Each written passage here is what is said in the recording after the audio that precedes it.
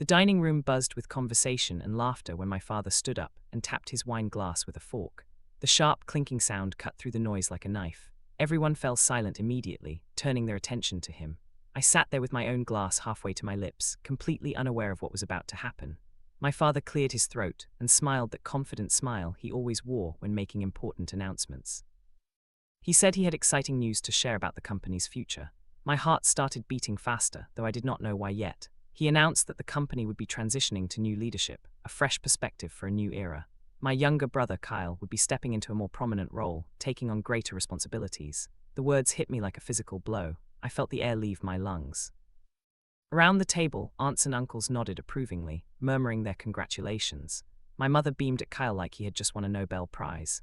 Kyle stood up slowly, milking the moment, and cleared his throat. He delivered what sounded like a carefully rehearsed speech about honoring the company's legacy and taking it to new heights. He talked about innovation and vision like he had been the one building anything. I sat completely frozen, watching relatives congratulate him as though the decision was already final and absolute. Kyle caught my eye for just a second, and I saw something in his expression that made my stomach turn. It was smugness mixed with satisfaction. 10 years of my life flashed before me in that single moment. Every late night I spent coding until my eyes burned. Every maxed credit card I used to make peril when we had nothing. Every sacrifice I made to build something from absolutely nothing suddenly felt meaningless. I remembered crying in my car after losing what I thought was our last chance at funding. I remembered the terror of wondering if I had ruined my entire future for a dream that might fail. I set my glass down carefully on the white tablecloth, my hand trembling slightly despite my best efforts to appear calm. I did not say a single word. I could not find any words that felt adequate. My throat felt tight like someone was choking me. I just sat there and let the moment burn itself into my memory with perfect, painful clarity. The way Kyle smiled, the way my parents looked at him with such pride, the way no one even glanced at me to gauge my reaction. I would not forget this moment. I would not forget how it felt to be erased in front of everyone who supposedly loved me. Something fundamental changed inside me during that dinner, something that could never be unchanged. I smiled politely when people looked my way, nodded when someone spoke to me, but inside I was already gone, already planning, already deciding that this betrayal would not stand without consequences. 2 weeks before that nightmare dinner, something small happened that I should have paid much more attention to at the time.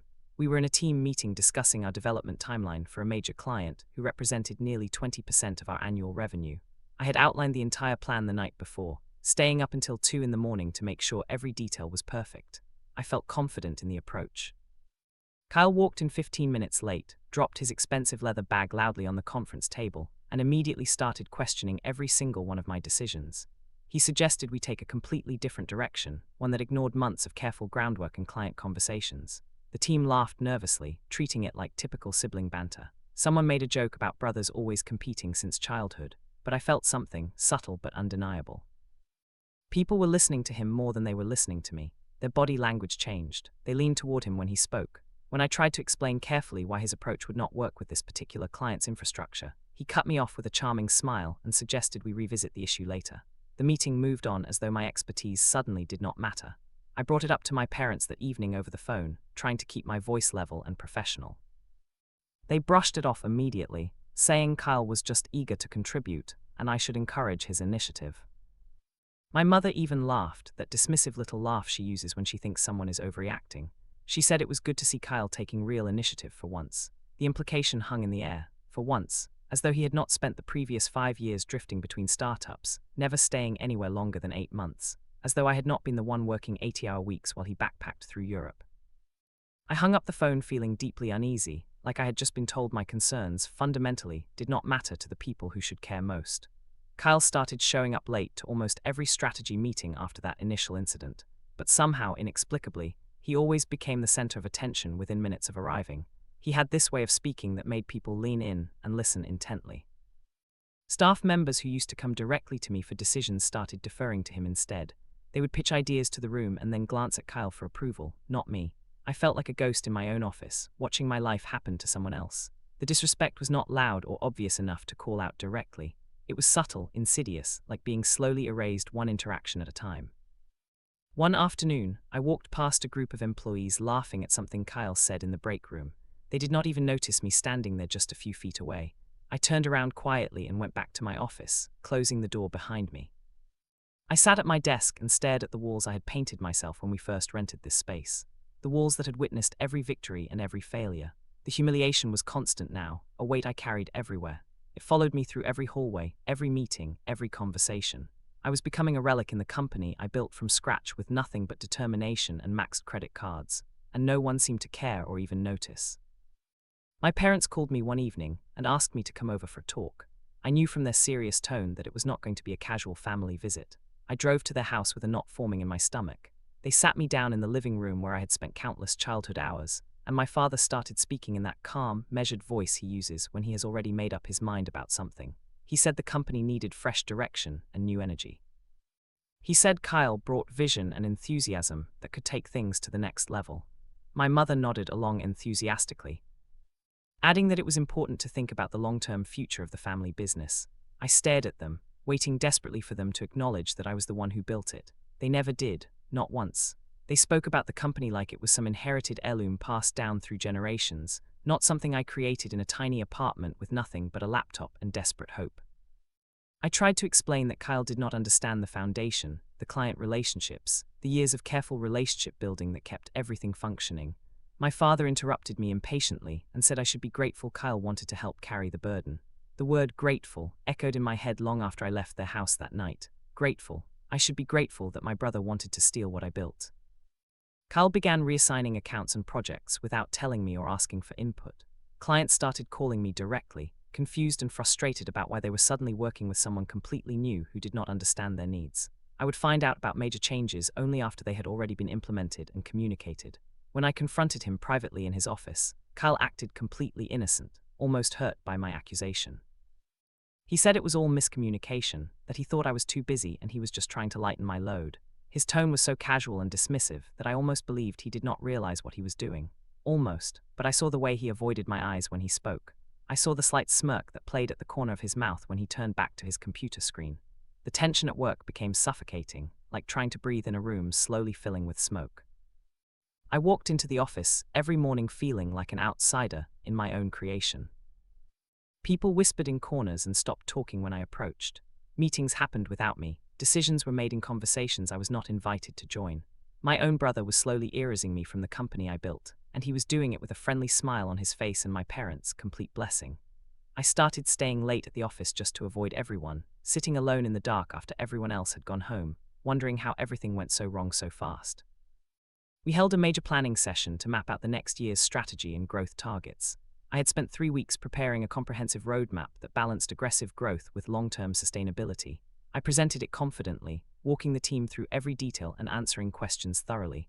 Kyle listened quietly at first, nodding along like he agreed with the direction. Then he started poking holes in the plan systematically. He questioned the timeline, challenged the budget allocations, criticized the priorities. He did it in a charming, thoughtful way that made it seem like he was just asking smart questions rather than undermining me. But with every point he raised, I could see the room physically turning away from me. Team members started nodding at his concerns instead of mine. They frowned at my projections like they were seeing flaws for the first time. He offered an alternative approach that sounded exciting and innovative, but completely ignored the foundational work we had already invested months completing. People loved it immediately. They looked at him like he was a visionary who had just solved problems they did not even know existed. When I tried to explain carefully why his idea was not realistic given our current resources and client commitments, my voice sounded defensive and small. I could feel myself losing the room with every word I spoke. Kyle leaned back in his chair with a satisfied smile, and I knew with absolute certainty that he had won this round. I stood up before the meeting officially ended and walked out without saying another word. I could not stay in that room another second without saying something I would regret. Sunday lunch at my parents' house used to be something I genuinely looked forward to, a bright spot in busy weeks. That particular week, it felt like walking into an ambush. My parents invited extended family, and the entire meal turned into what felt like a celebration of Kyle's brilliance. They bragged endlessly about how visionary he was, how he was transforming the company with fresh ideas and innovative thinking.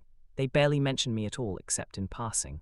When someone asked directly how I was doing, my mother answered for me without hesitation, saying I was doing great supporting Kyle's new direction. I sat there cutting my food into smaller and smaller pieces, saying absolutely nothing. My father retold a story from our childhood, but the way he told it made Kyle sound brilliant and me completely forgettable.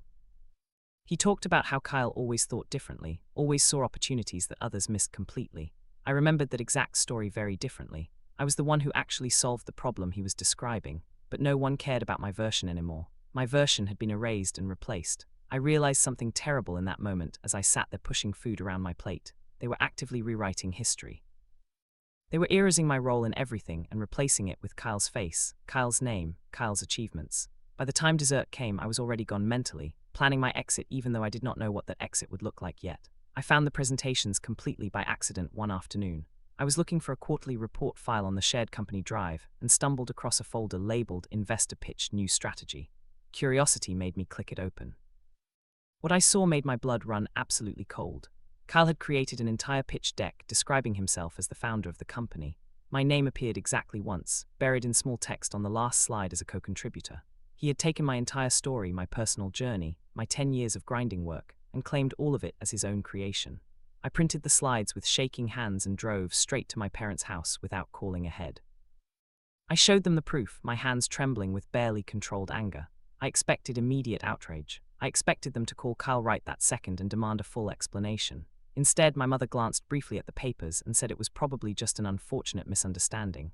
My father said the company was a team effort anyway, so it did not really matter who got individual credit. I stood there completely speechless, unable to process what I was hearing. They were actively protecting him. They were choosing him over me, over the truth, over everything I had sacrificed for this family. I left their house that night feeling something go permanently cold inside me, something that would not warm up again no matter what happened. Two of my senior engineers, Tyler and Jasmine, started acting noticeably strange around me.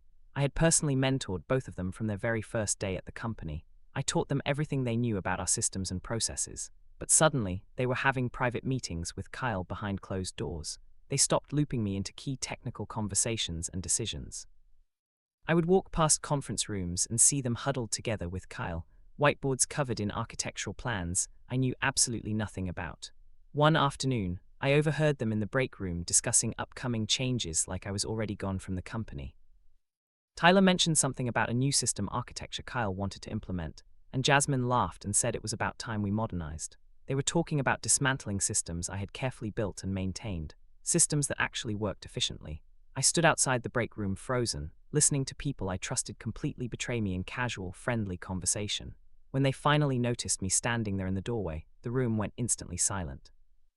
Tyler looked genuinely embarrassed. Jasmine looked away and would not meet my eyes. Neither of them said anything at all. I walked away without a word, but the damage was already done and could not be undone. The betrayal hurt more coming from them than it did from Kyle. I had expected nothing from him by this point, but I had trusted Tyler and Jasmine completely. My parents invited me over yet again.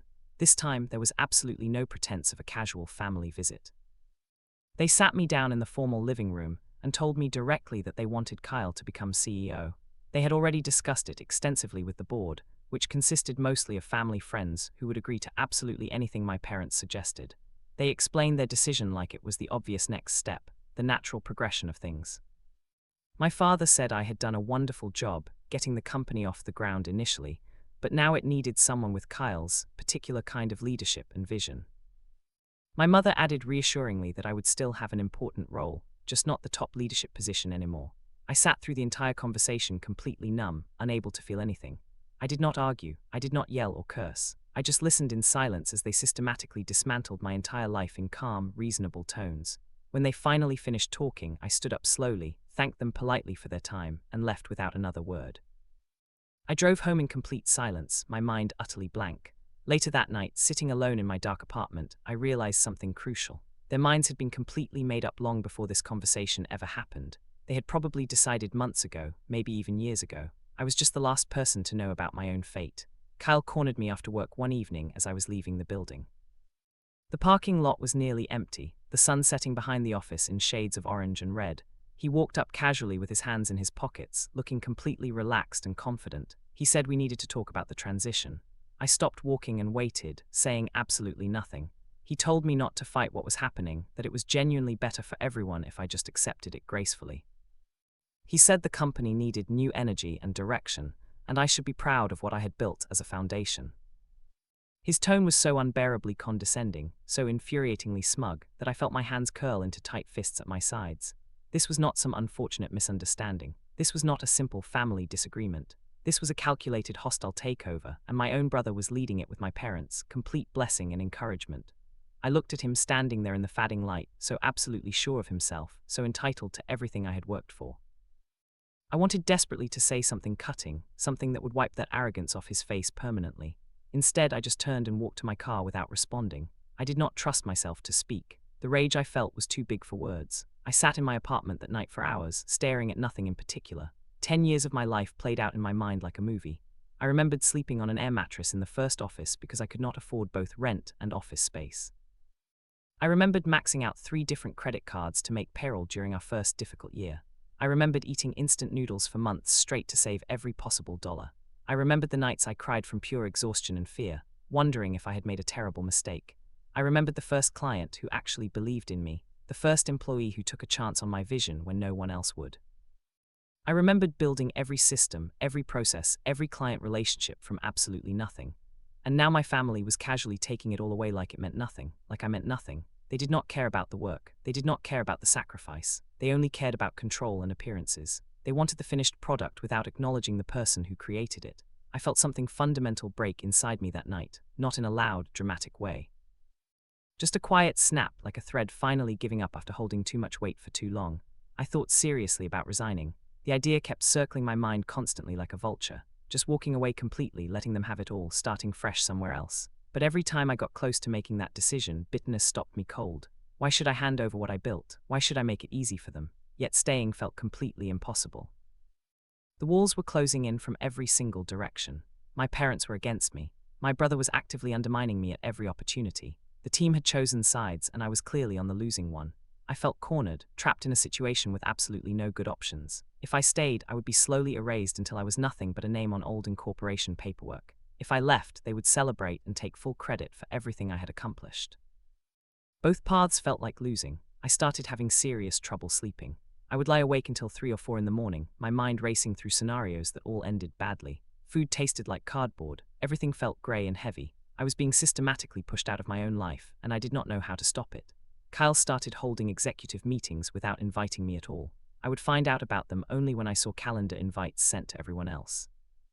When I asked him about it directly, he said they were just informal brainstorming sessions and he did not want to waste my valuable time. The lie was so transparent it was almost insulting. People started actively avoiding eye contact with me in the hallways. Conversations would stop abruptly when I walked into a room. I became a ghost haunting my own company. When I tried to talk to my parents about what was happening, they accused me of being emotional and difficult. My mother said I was taking things far too personally. My father suggested I needed to learn to work as part of a team instead of always needing to be in charge. Every path I tried to take seemed completely blocked. Every door I tried to open was already locked from the inside. I started spending more and more time away from the office, working from home, avoiding the place that used to feel like mine. I had built something incredible, and now I could not even walk through it without feeling like an unwelcome intruder. I stopped contributing in meetings altogether. What was the point? Every idea I shared would be immediately shot down or ignored, only to be repackaged as Kyle's brilliant idea a week later. I watched it happen over and over again. I would propose something specific, get dismissed completely, and then hear Kyle present the exact same concept to enthusiastic applause. So I went quiet. I sat in meetings and said absolutely nothing, just watching my brother thrive in the spotlight I had built. My parents visited the office occasionally, always making a very public point to praise Kyle loudly in front of everyone. They never asked how I was doing. They never acknowledged my contributions. I became invisible in a place that once felt like home. The worst part was not even the disrespect anymore. It was the realization that they were genuinely happy. My parents were absolutely thrilled with how things were going. Kyle was in his element, soaking up attention and authority. The company was running, money was coming in, and no one seemed to notice or care that I was fading away. I felt like I was drowning in plain sight while everyone else enjoyed the view. A longtime investor named Mr. Harrison pulled me aside at a networking event. He looked uncomfortable, like he did not want to have this conversation, but felt obligated. He asked me quietly why I was stepping down from the company. I stared at him, genuinely confused. I told him I was not stepping down. His expression shifted immediately to concern. He said rumors had been circulating for weeks that I was transitioning out to pursue other interests. The phrasing was so specific, so carefully calculated, that I knew exactly where it came from. Kyle had been actively planting stories. He was not just taking over inside the company. He was controlling the narrative outside it too. I thanked Mr. Harrison for telling me and excused myself. I walked to my car, sat in the driver's seat and gripped the steering wheel until my knuckles turned white. This was not just a family issue anymore. Kyle was actively destroying my professional reputation. He was making sure that even if I left, I would leave with nothing. No credibility, no respect, no future. I felt the last shred of something slip away that night. Maybe it was hope, maybe it was loyalty. Whatever it was, I did not want it back. That night I lay awake again, but this time something was fundamentally different. The panic was completely gone. The desperation had faded. In its place was a strange, cold clarity. I realized something important, something that changed everything. They did not deserve me. My parents did not deserve the son who sacrificed everything to build something meaningful. Kyle did not deserve the company he was stealing through manipulation. The employees who turned on me did not deserve my mentorship or my loyalty, and I did not deserve to keep fighting for people who would never truly value me. For the first time in weeks, I felt genuinely calm. It was not the calm of defeat, it was the calm of decision. I did not need to fight them anymore. I did not need to argue or prove myself or beg for recognition. I just needed to leave. But not the way they expected, not in anger or bitterness. I needed to leave in a way that showed them exactly what they were losing. And for the first time since that terrible dinner, I smiled. I did not immediately plan revenge. Instead, I started imagining something completely different. What would I build if I could start fresh? What would I create if I did not have to deal with family politics or people who did not value my work? The ideas came slowly at first, then faster and faster. I thought about all the mistakes I made the first time, all the things I would do differently. I imagined a company built on respect, not obligation. A team chosen for their integrity, not their last name. I kept these thoughts completely private. I did not write anything down. I did not tell anyone. I just let the vision grow in my mind, taking shape piece by piece. It felt like planting a garden in secret, nurturing something beautiful that no one else could see yet. The more I thought about it, the more genuinely excited I became. Not excited to hurt anyone, just excited to build something truly mine, something no one could take away because they never owned it in the first place. The idea gave me energy I had not felt in months. I started sleeping better. Food tasted good again. I was planning an escape, and it felt like coming back to life. I started having quiet, careful conversations with a few key clients, not pitching anything, not offering alternatives, just listening. I asked how they felt about recent changes at the company. Almost every single one of them expressed frustration. They missed the personal attention they used to receive. They felt like they were getting shuffled around without explanation or care. One client, Mrs. Patterson, told me she stayed with the company specifically because of me, not because of the brand. Another client admitted he was already actively looking at competitors because the service quality had dropped noticeably. These conversations confirmed what I already suspected. The real value of the company was not the office or the logo or even the technology. It was the relationships I had built over 10 years. Trust does not transfer automatically. Respect is not inherited. Kyle could take the title, but he could not take what really mattered. I started mapping out a new business in my head, something legally separate, ethically clean, and aligned with people who actually valued my work. I did not poach anyone. I did not break any agreements. I just started building something better. And I realized people would follow me because they wanted to, not because they had to. A few key team members started noticing I seemed different. Calmer, more distant. 3 people approached me privately over the course of 2 weeks, asking if everything was okay. One of them was Jasmine, which genuinely surprised me. She looked concerned, maybe even guilty. I told them I was fine, just thinking about the future. I did not say more than that, but I saw something in their eyes. They were smart enough to read between the lines. They knew something was about to happen. One evening, my lead developer, James, stayed late and knocked on my office door. He sat down without being invited and asked me directly if I was leaving. I did not answer right away. Finally, I told him I was considering my options. He nodded slowly, then said something I did not expect. He said if I ever started something new, he would want to know about it. I looked at him carefully, trying to gauge if he meant it. He held my gaze without wavering. For the first time in weeks, I did not feel completely alone. I realized something important. I was not the only one unhappy with how things were going. The best people always know when leadership is failing, and they remember who actually built the foundation they stand on. I understood something fundamental in those quiet weeks of planning. The most valuable part of any company is not the infrastructure or the brand recognition or even the intellectual property. It is trust. Trust between leadership and clients. Trust between leadership and employees. Trust that promises will be kept and work will be valued. That trust is not something you can steal or inherit. It is earned through years of consistency, integrity, and care. Kyle and my parents never earned it. They assumed it transferred automatically with titles and ownership, but trust does not work that way. I had spent 10 years building relationships brick by brick. I knew my clients' businesses, their challenges, their goals. I had mentored my team, invested in their growth, created an environment where they could thrive. That was not something Kyle could replicate by sitting in my chair and using my office. This realization became the backbone of my plan. I did not need to fight them for the company. I just needed to build something better and let the people who mattered choose for themselves. And I knew deep down that the ones worth keeping would choose me. I started laying careful groundwork for a new entity. I consulted with a lawyer to make sure everything was completely legal and ethical. I did not want to give my family any ammunition to come after me later. I formed a new LLC, set up separate banking, created infrastructure that had no connection to the old company. I reached out to a few trusted clients, not to poach them, but to let them know I was exploring new opportunities. I did not pressure anyone. I just made sure they knew I would always be available to them. Several responded with immediate interest. They asked when I was starting and how they could work with me. I also had quiet conversations with 3 key employees. I did not recruit them. I simply mentioned I was building something new and asked if they would be interested in hearing more when the time came. All 3 said yes without hesitation. Everything fell into place naturally, like water finding its level. I was not stealing anything. I was not sabotaging anyone. I was just creating an alternative for people who valued what I brought to the table. And it turned out a lot of people did, more than I expected.